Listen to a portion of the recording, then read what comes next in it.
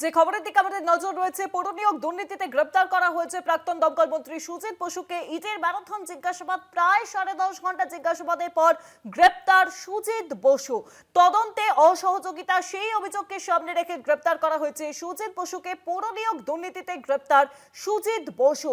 বারংবার তাকে তলব করা হয়, তিনি গড় হাজির হন, আর এবার অবশেষে আজ হাজিরা দেওয়ার পর প্রায় 10.5 ঘন্টা জিজ্ঞাসাবাদের পর গ্রেপ্তার করা হয়েছে প্রাক্তন দমকল মন্ত্রী সুজিত বসুকে। পৌর নিয়োগ দুর্নীতি মামলায় গ্রেপ্তার প্রাক্তন দমকল মন্ত্রী সুজিত বসু সোমবার সকালে এনফোর্সমেন্ট ডিরেক্টরেটের দপ্তরে হাজিরা দিয়েছিলেন তিনি। ম্যারাথন জেরার পর তাকে গ্রেপ্তার করে ইডি আধিকারিকরা। ইডি সূত্রে খবর, বয়ানে অসঙ্গতির কারণে সুজিত বসুকে আটক করা হয়।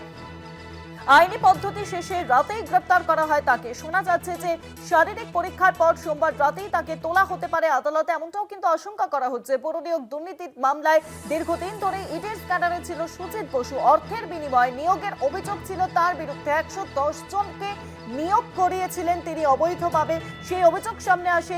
দক্ষিণ দমদম বিধানসভার ভাইস চেয়ারম্যান থাকাকালীন দুর্নীতিতে নাম জড়ায় সুজিত বসুর। আমরা জানি যে শিক্ষক নিয়োগ দুর্নীতি মামলায় নাম জড়ায় প্রাক্তন শিক্ষামন্ত্রী পার্থ চট্টোপাধ্যায়ের। সেই সময় তদন্তে নাম উঠে আসে ক্যাডার অয়নশীলের। তার বাড়িতে তল্লাশির সময় বেশ কিছু নথি সামনে আসে এবং তখনই সামনে আসে যে পৌর নিয়োগেও দুর্নীতি হয়েছে। সেই আবহেই জানা যায় যে দক্ষিণ দমদম পৌরসভায় 150 জনকে চাকরি দেওয়ার অভিযোগ উঠেছে। আইনজীবী তরুণজ্যোতি তিওয়ারি তিনি কি বলছেন এই বিষয়ে শোনাবো আপনাদেরকে। পৌর নিয়োগ দুর্নীতি মামলায় রাজ্যের প্রাক্তন দমকল মন্ত্রী সুজিত বসু গ্রেপ্তার। এই চোরগুলোর গ্রেপ্তারিটা আরো আগে দরকার ছিল। একটা উইকেট পড়েছে, চিন্তা করবেন না, বাকিগুলোও পড়বে। রাজারহাট গোপালপুরে একটা বড় চোর আছে, দেবরাজ চক্রবর্তী। তার সময়ও ঘনিয়ে এসছে, তাকেও জেলে যেতে হবে। সাউথ দমদম মিউনিসিপ্যালিটির যারা যারা এই পৌর নিয়োগ দুর্নীতির সাথে যুক্ত, তাদের অবস্থা খারাপ হবে।